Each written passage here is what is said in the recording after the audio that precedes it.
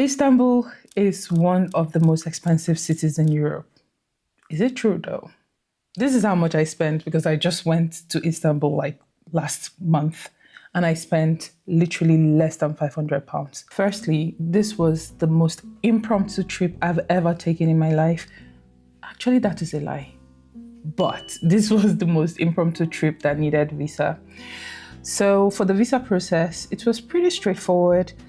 I live in the Czech Republic and the consulates here just needed us to fill the details online and then submit it at their consulate, and within a week, I got the visa. The visa cost was about 60 euros, and that was it. One of the most important documents they needed was the insurance. So if you plan to apply for the visa, even if you live in the UK, you need to buy like a travel insurance covering the duration of your trip. So how much did the flight cost?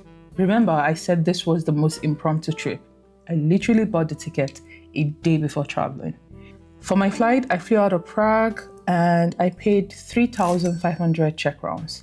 But this was between two different carriers. One that landed in the Asian airport, which is Sabiha Gökçen airport. I hope I pronounced that correctly. For the return leg, I flew Turkish Air and it was the most enjoyable flight ever. I never expected their flight to be that good. The leg room, the food for a short haul flight, that was amazing. That's one of the best things. How much did I pay for the accommodation? I stayed in Pearl Palace Hotel and Spa. It's supposed to be like a 4-star hotel. And this is located in the Old Town. Online, they said if you have a short trip, stay in Old Town. Some people said stay close to the Galataport. Some people said stay close to Taksim. And to be honest, I would have listened to the people that said stay close to Taksim, because the hotel wasn't bad. Let's just say it wasn't the best. It wasn't what I was expecting. However, it was 4,255 crowns, which is approximately 149 pounds for two people. And that included breakfast for the duration of 3 to 4 nights. So I cannot complain, but either way, it wasn't really the best. And like I said, this hotel was in the Old Town. So one of the cool things about it is that it has the Blue Mosque. It has the Hagia Sophia, the Grand Bazaar. You can literally walk to those tourist destinations without even spending anything on transportation. The hotel had a good breakfast. The room was okay. The staff were friendly. They even recommended where I could go eat and so on. Overall, I would say the hotel was value for money. I would have preferred to stay in Taksim or Galataport, close to Galataport, because it had more restaurants and just generally had like a chill vibe. So if you're booking your hotel, I think you should have that in mind. So when you get to Istanbul, one of the things that I would recommend is getting the Istanbulkart, because that is the best thing that you could ever do. Each ride costs about £1 to £2, and you can use it for the metro, you can use it for the buses, you can use it for the trams, even the boats. You can use that Istanbulkart for everything. All you need to do is to load it, and it's pretty easy to load with your card, or if you have cash, you can load it. So that's my best recommendation to move around. For taxis, Istanbul is a traffic-prone city, so I would highly not recommend using taxis to move around. Even for buses, it might be a little bit tricky, but unless you want to sleep in the traffic, then you're free to take the taxis. But just use the Istanbulkart. What I ate in Istanbul. On the day I got there, it was already late, with all the struggles from the airport back to the hotel. We found this delicious spot, and their name is Ozzy Pizza the Pasta. They had the most delicious pasta, and everything we ordered from them were actually spectacular and they were really good. So I highly recommend it. I remember I got their spaghetti bolognese.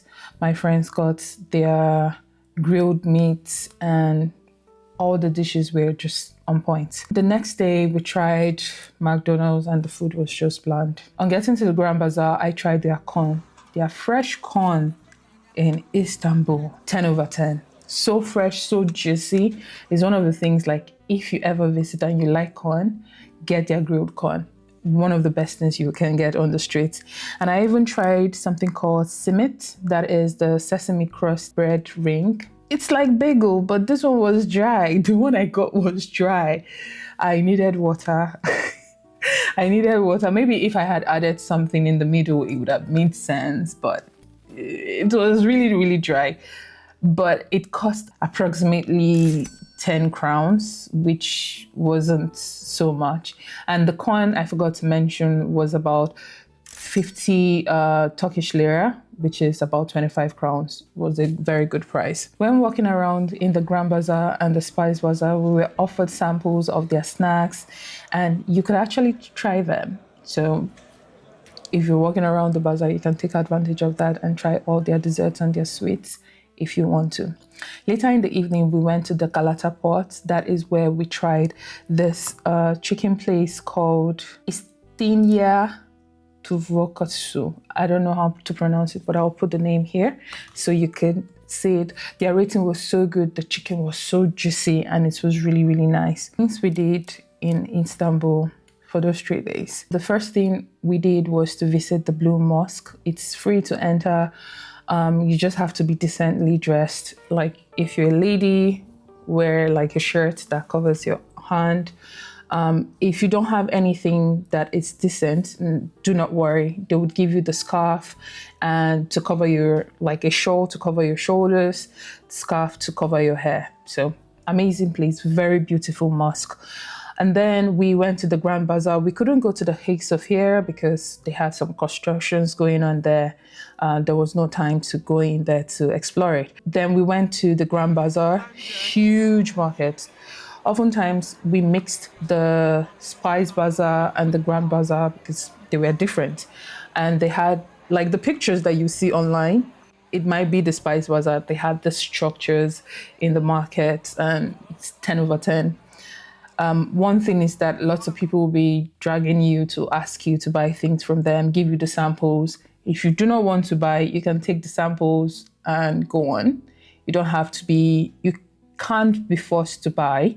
So, but they will try to tempt you to buy something. Opposite the Spice Bazaar, they had the Galata Bridge where we saw fishermen trying to fish.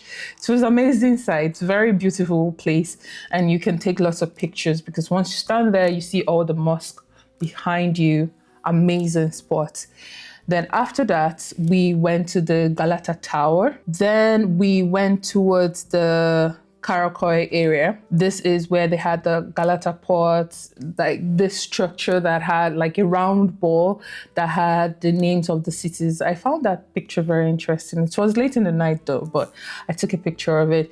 And we also saw the Bosphorus port where they had all the ships passing, the ships heading towards the Asian town or the Asian side of Istanbul, which we couldn't visit. We only had a very short number of days there, so we couldn't see anything in the Asian side. From the end of the Galata Bridge, there's a funicular that just goes up and it takes you towards the area there where you have the road towards Taksim.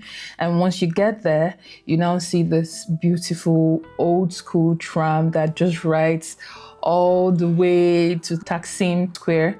Around that area, they had fast food spots. They had all the tourist spots you can think of. It's a touristic area. So that area, you can see corn, the same corn that I ate. You can see potato shop, which I ended up not trying. They had like a long line there. In my opinion, I think Istanbul is still worth visiting. It's still an amazing place. The people were nice. The food was delicious.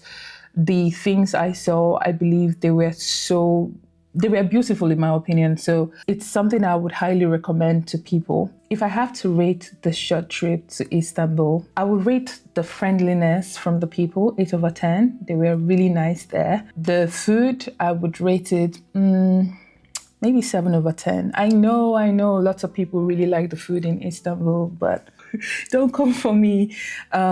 When it comes to the affordability, I'll rate it 7 over 10. The activities, I enjoyed everything that I saw.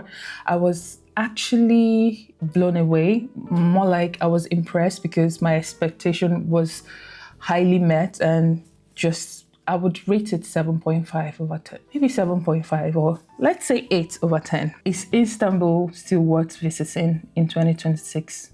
My answer is heck yes. Is it still affordable? Maybe not as affordable as 5 years ago or pre-COVID, but I would say it is still affordable and it's one of the places that I would recommend. Thank you so much for watching. Remember to share, like, and subscribe. See you next time.